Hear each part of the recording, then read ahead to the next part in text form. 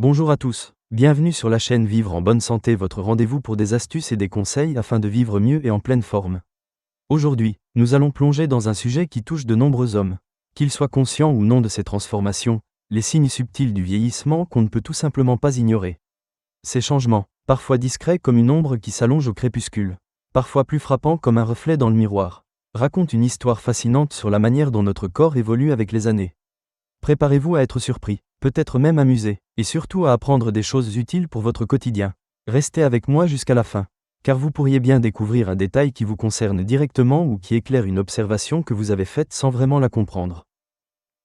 Imaginez cette scène, il y a quelques années. Je suis allé rendre visite à mon oncle Pierre, un homme solide comme un chêne, qui a passé toute sa vie à travailler dans les champs verdoyants de Normandie. À 75 ans, il m'a accueilli avec son grand sourire habituel, une tasse de café fumant à la main. Mais alors que nous discutions près de la cheminée, une odeur inhabituelle m'a frappé, pas désagréable, mais curieuse, un peu comme celle des vieux livres qu'on trouve dans une bibliothèque oubliée ou des meubles en bois patinés par le temps. Intrigué, j'ai plaisanté, « Pierre, tu as changé de parfum ? Ça sent la campagne d'antan. » Il a éclaté de rire, ses yeux pétillants, et m'a répondu, « Non, mon garçon, c'est juste l'âge qui parle. Et il a des choses à dire. » Cette petite anecdote, toute simple, m'a poussé à m'interroger. Quels sont ces indices que notre corps nous envoie avec les années ? Pourquoi certains passent inaperçus tandis que d'autres nous sautent aux yeux ? Dans cette vidéo, je vais vous présenter 4 signes majeurs du vieillissement chez les hommes qui ne mentent pas. Une odeur qui révèle le temps. Un ventre qui s'installe sans crier gare. Des oreilles qui s'étirent comme par magie. Et des mollets qui s'effacent doucement. Alors, prêt à explorer tout ça avec moi ? Allons-y. Signe numéro 1, l'odeur révélatrice du temps. Commençons par le premier signe. Quelque chose que vous avez peut-être déjà senti sans vraiment y prêter attention, une odeur particulière qui surgit avec l'âge. Non, ce n'est pas une question de négligence ou d'un parfum mal choisi au supermarché du coin. C'est un phénomène naturel, presque mystérieux, qui se produit au plus profond de notre corps. En vieillissant, la peau des hommes commence à produire une substance appelée nonénal, ce composé chimique, qui naît de la dégradation des acides gras sous l'effet du stress oxydatif, un peu comme une rouille invisible qui s'installe dans nos cellules. Donne une odeur distinctive, certains la décrivent comme un mélange d'herbes sèches après une chaude journée d'été. D'autres y voient une note de cire ou même une touche légèrement stale. Comme un grenier qu'on n'a pas ouvert depuis des lustres. Elle peut être subtile pour certains nez, presque imperceptible, mais elle devient souvent plus prononcée après 70 ans, comme un marqueur olfactif du temps qui passe. Pour moi, ce fut une révélation avec mon oncle Pierre. Il était méticuleux, chaque matin. Il se douchait, mettait une chemise propre bien repassée. Et pourtant, cette senteur restait là, flottant autour de lui comme une vieille amie fidèle. À l'époque, je ne comprenais pas, je me disais, peut-être que son savon n'est pas assez fort. Ou que sa lessive a perdu de son efficacité. Mais en creusant un peu, j'ai découvert que ce n'était pas si simple. Le nonénal n'est pas comme la transpiration classique, celle qu'on élimine avec une bonne douche et un déodorant. Non, cette odeur s'accroche, elle s'incruste dans les vêtements, elle persiste sur la peau. Imaginez votre épiderme comme une vieille bibliothèque. Avec le temps, les pages des livres jaunissent. Elles absorbent l'humidité et libèrent cette odeur particulière qui raconte des décennies d'histoire. Le nonénal, c'est pareil. Il se fixe comme la poussière sur une étagère oubliée. Résistant au savon traditionnel, ce phénomène n'est pas rare. Des études scientifiques montrent que dès l'âge de 40 ans, notre peau commence à produire de petites quantités de nonénal. Mais c'est vers 70 ans qu'il devient un compagnon plus noticeable. Un peu comme un vieil ami qu'on ne peut plus ignorer. Mon oncle n'était pas un cas isolé. Beaucoup d'hommes vivent ça sans même s'en rendre compte. Mais voici la bonne nouvelle, on peut agir pour atténuer cet effet. J'ai trouvé une astuce qui fonctionne bien. Les savons classiques sont souvent trop doux pour ce défi. Essayez plutôt un savon exfoliant. Peut-être à base d'huile d'olive ou de charbon actif, ça nettoie en profondeur et réduit cette odeur tenace qui s'accroche. Et ce n'est pas tout. Ajoutez des aliments riches en antioxydants à votre assiette.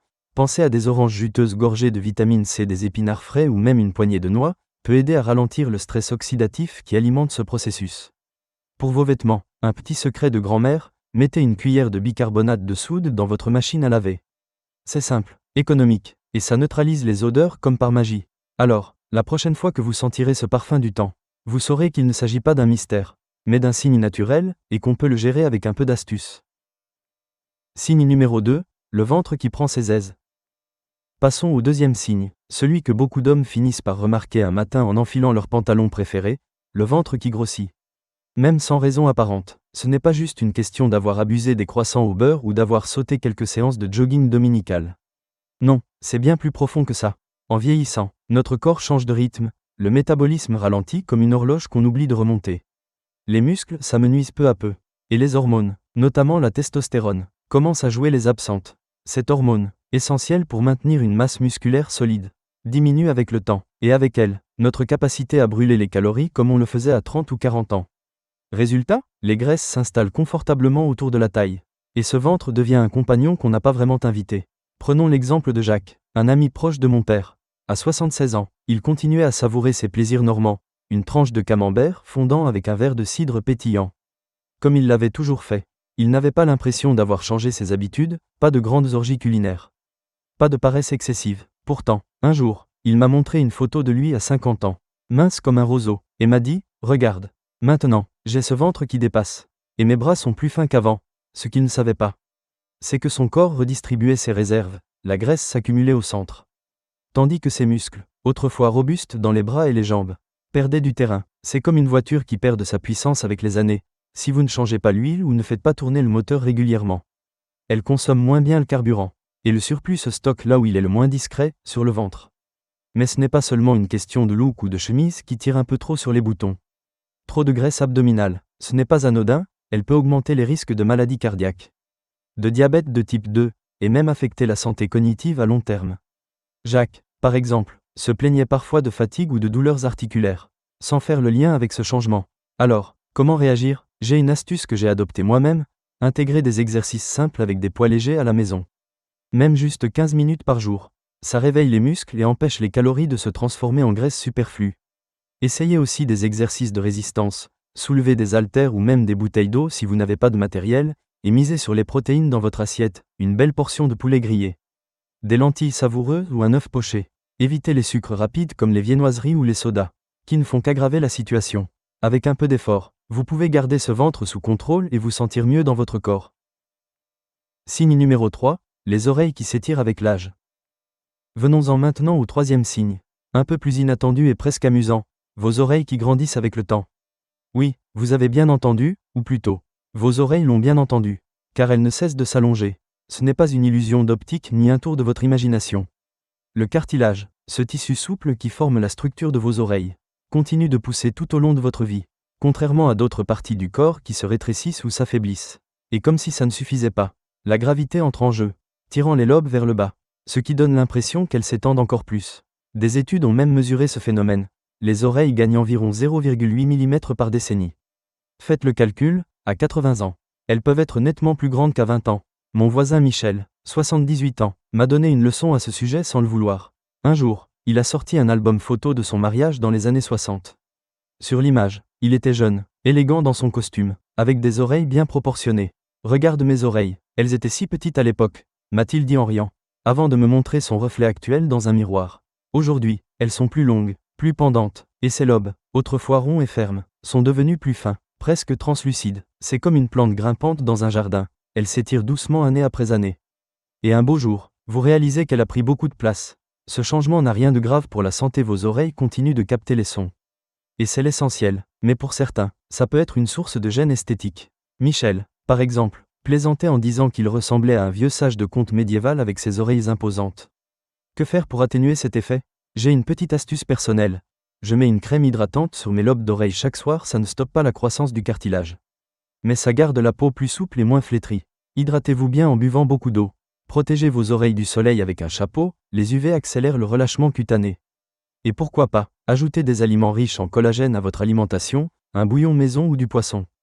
Par exemple, ce ne sont pas des solutions miracles, mais elles aident à maintenir une peau plus élastique autour de ces oreilles qui, disons-le, ont décidé de vivre leur propre aventure.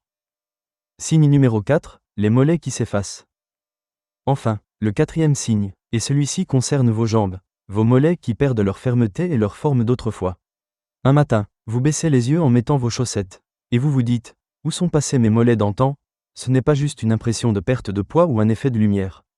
Avec l'âge vient l'atrophie musculaire, les muscles se réduisent naturellement, et les mollets ne font pas exception.